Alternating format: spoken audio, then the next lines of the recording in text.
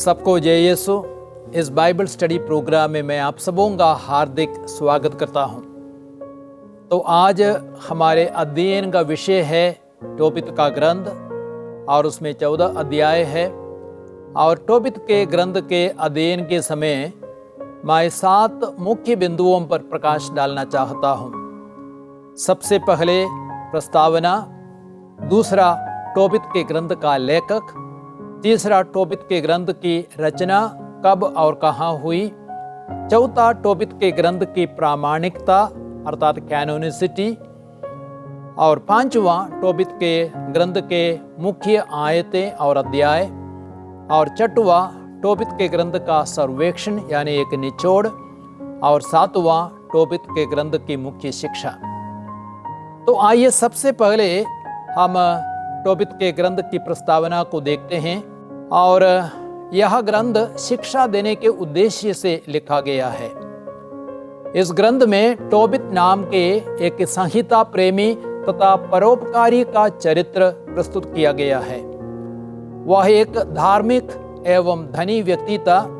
वह 721 ईसा पूर्व में असुरी राजा शल्मनेसर के राज्यकाल में उत्तरी इज़राइल देश से निनवे में निर्वासित किया गया था और उसे अनेक कठिनाइयों तथा अत्याचारों का सामना करना पड़ा था। विपत्तियों तथा उत्पीड़नों के बावजूद भी वह ईश्वर के प्रति निष्ठावान बना रहा और फलस्वरूप ईश्वर ने अपूर्व रूप से उसकी सहायता की। साथ ही साथ यह ग्रंथ रागुल की पुत्री सारा की कहानी भी प्रस्तुत करता है, जिसका 7 बार विवाह हो चुका था।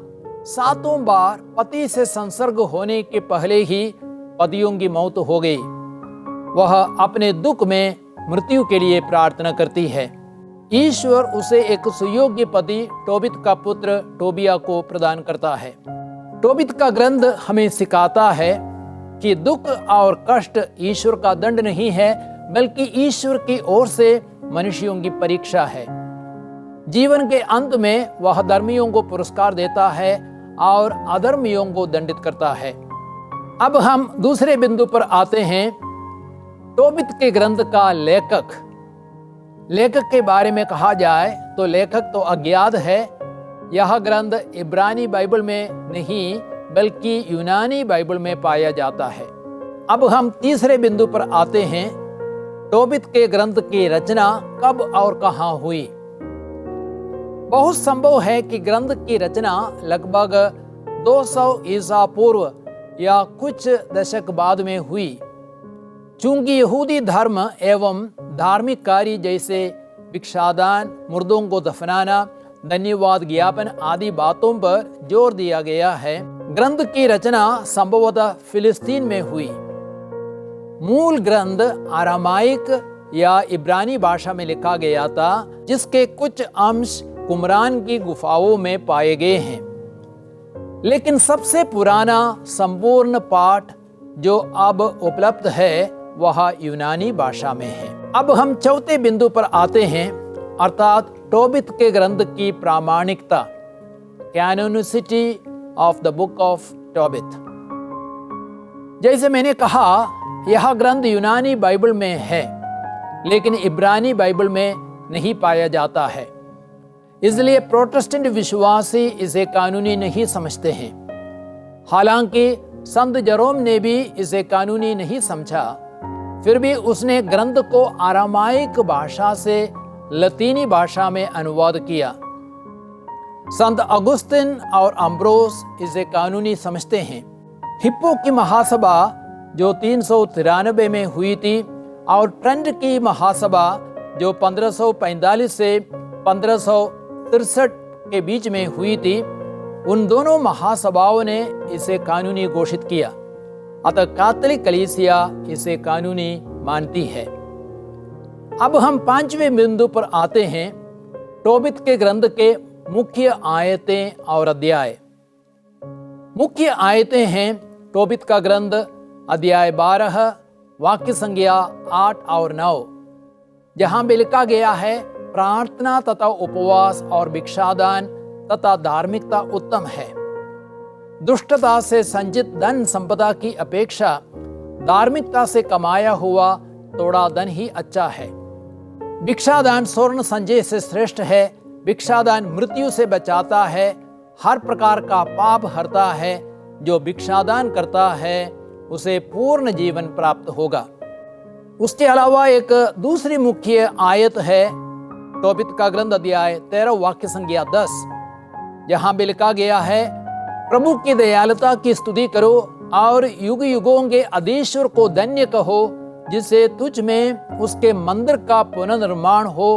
वह तेरे निर्वासितों को लौटाकर तुझे आनंदित करे और जो दुखी थे उन सबको युग युग तक प्यार करे। अर्थात यहाँ पे हम यही देखते हैं, प्रभु की दयालुता की स्तुति करने से क्या होता है, प्रभु का मंदिर का पुनर्निर्माण हम लोगों में हो जाता है और बहुत संभव है प्रभु निर्वासितों को अपने देश में लौटाएंगे और आनंद प्रदान करेंगे।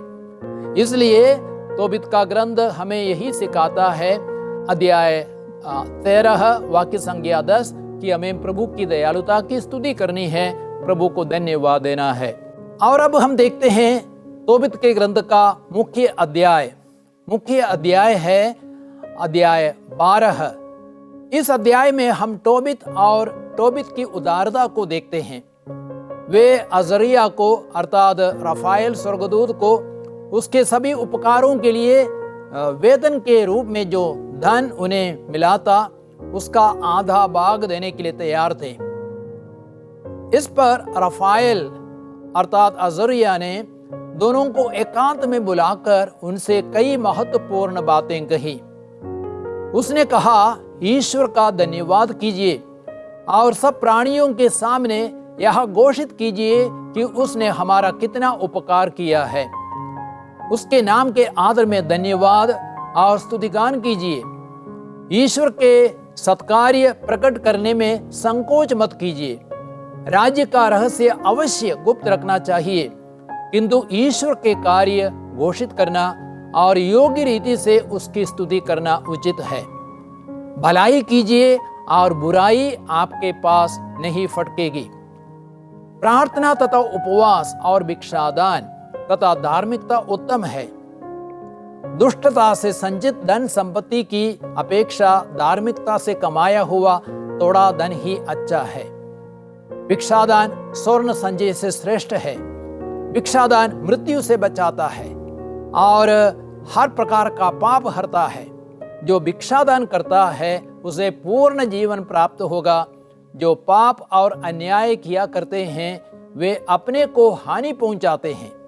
अंत में अजरिया ने अपना परिचय दिया और कहा, मैं स्वर्गदूत रफाएल हूँ।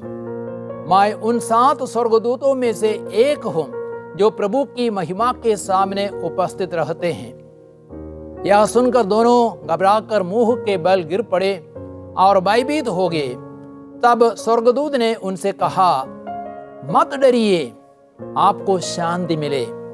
सदा सर्वदा ईश्वर की स्तुति कीजिए। तब स्वर्गदूत ऊपर चल पड़ा। अब हम 6वें बिंदु पर आते हैं, अर्थात तोबित के ग्रंथ का सर्वेक्षण। अर्थात मैं तोबित के ग्रंथ का एक निचोड़ आपके सामने पेश करना चाहूंगा। ग्रंथ को 5 मुख्य भागों में विभाजित किया जा सकता है। सबसे पहले हम देखते हैं तोबित और सारा के दुख संकट, और इसको हम देखते हैं अध्याय 1 वाक्य संख्या 1 से लेकर अध्याय 3 वाक्य संख्या 17 तक। तोबित जीवन भर सन्मार्ग पर चलता रहा और धर्माचरण करता रहा। वह अपने भाई बंधुओं को भिक्षादान देता था जो उसके साथ अज़ुरियों के देश में निर्वासित किए गए थे।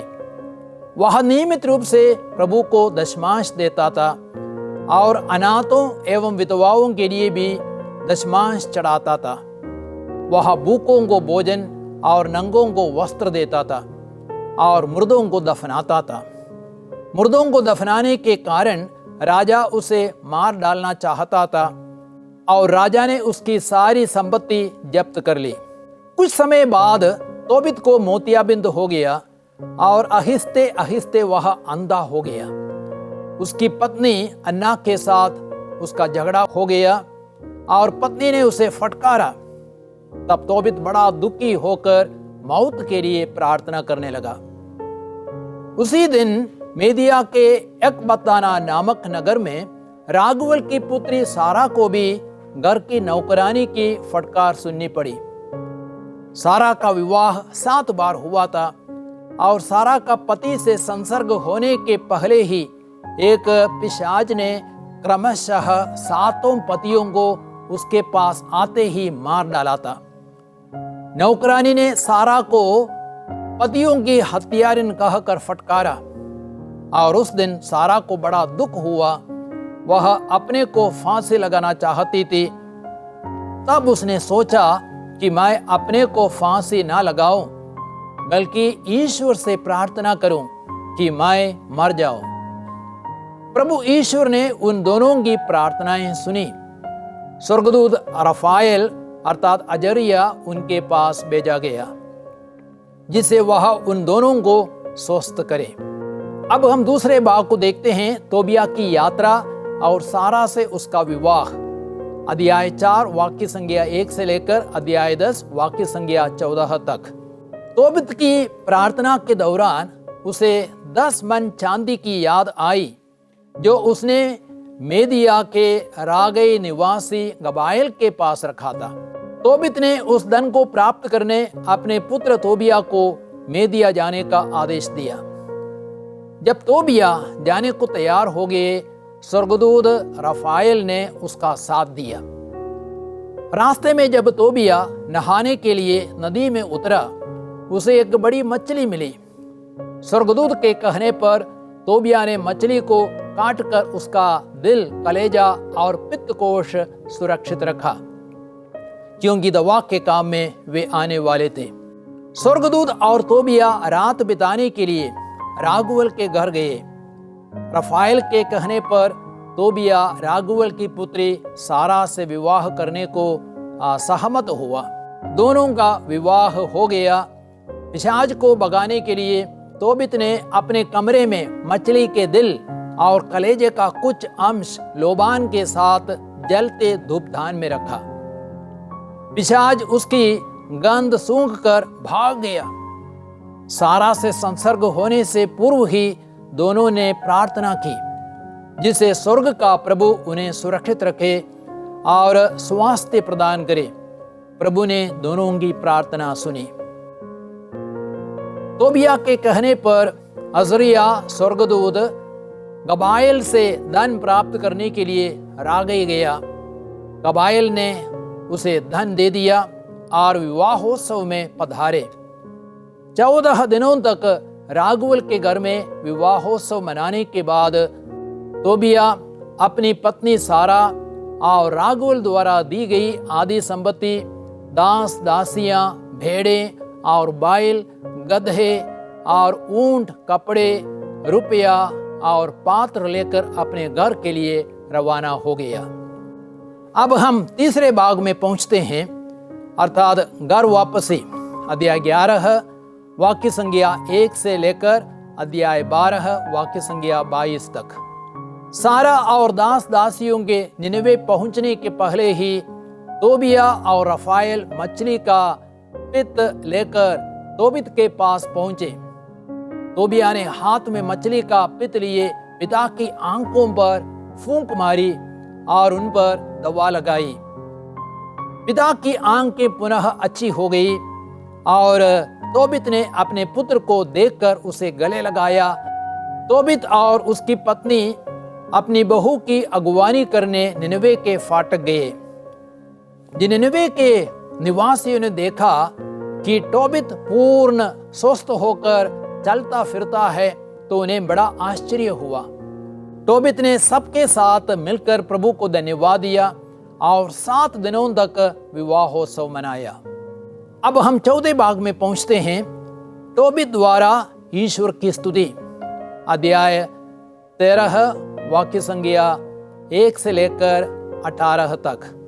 जब तोबित और तोबिया अजरिया को उचित वेतन देने के लिए तैयार हुए, तब अजरिया ने अपना परिचय देते हुए कहा कि वह स्वर्गदूत रफाएल है, जिसने तोबित और सारा की प्रार्थना को ईश्वर की महिमा के सामने प्रस्तुत की, जिसने ईश्वर की इच्छा अनुसार टोबित की परीक्षा ली, जिसने टोबित और सारा को स्वस्थ किया।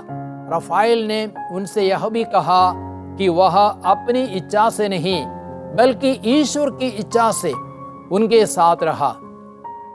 इसलिए स्वर्गदूत उन्हें संदेश दिया कि वे पृथ्वी पर प्रभु का धन्यवाद करें, ईश्वर के महान कार्यों का बखान करें, सदा सर्वदा दिन प्रतिदिन ईश्वर का स्तुतिगान करें।